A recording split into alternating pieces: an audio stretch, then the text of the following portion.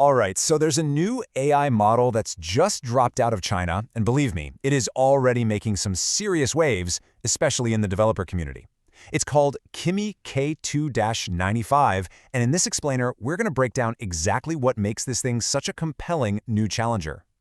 So, the big question, right, the one everyone's asking, is how does this new model actually stack up against a top-tier competitor, something like Claude? Well, the source material put it through some really rigorous tests, and let me tell you, the results, they're surprisingly nuanced. Okay, so first things first, let's get a clearer picture of this new player on the field.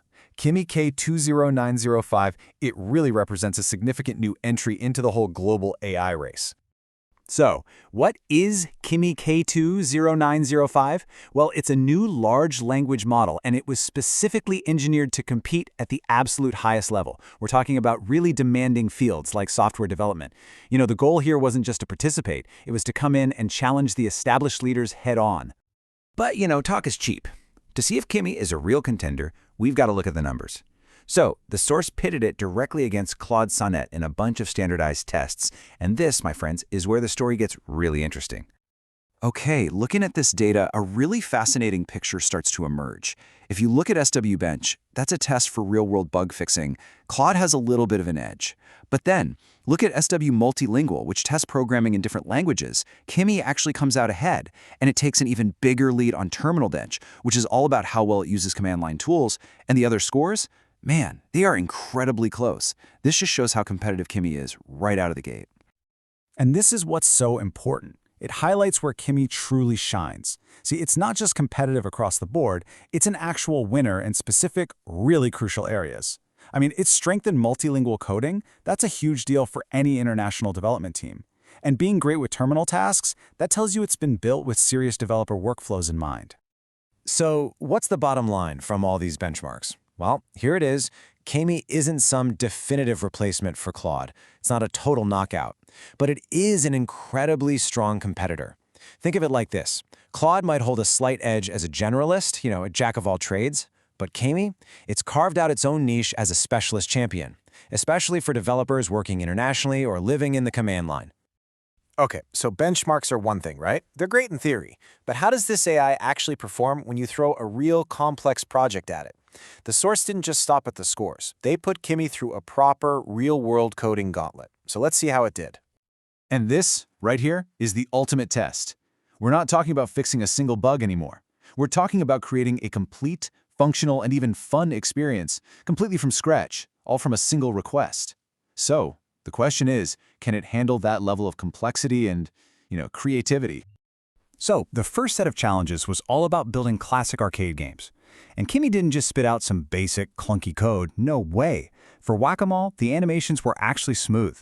For Hangman, it created a pretty sophisticated hint system. And for the Frogger clone, the collision detection was super precise. I mean, these are the little details that separate a simple script from a real, playable game.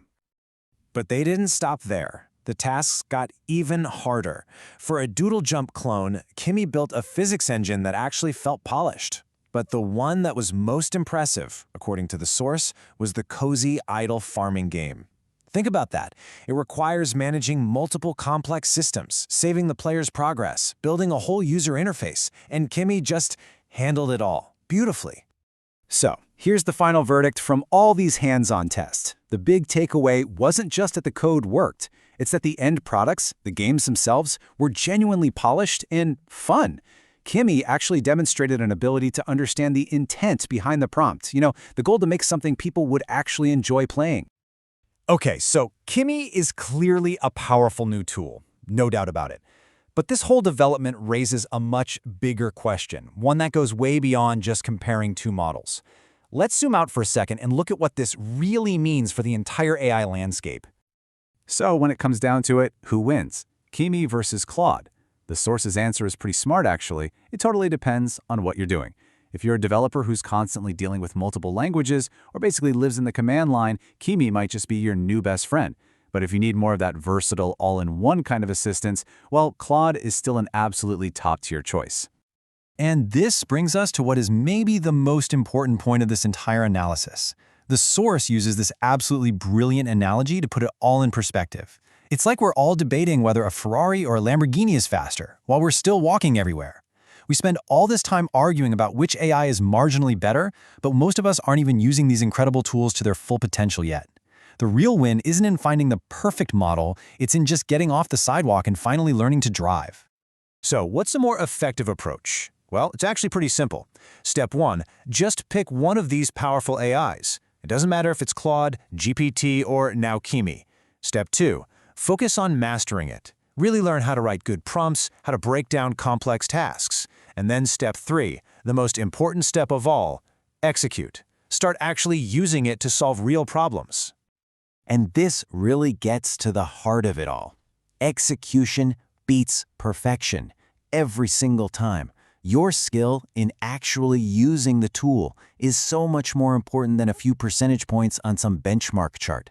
The person who really knows how to use a worse AI will always beat the person who has the so-called best AI but doesn't really know what they're doing with it. So looking ahead, what's next? Well, the source predicts a few key shifts in the landscape.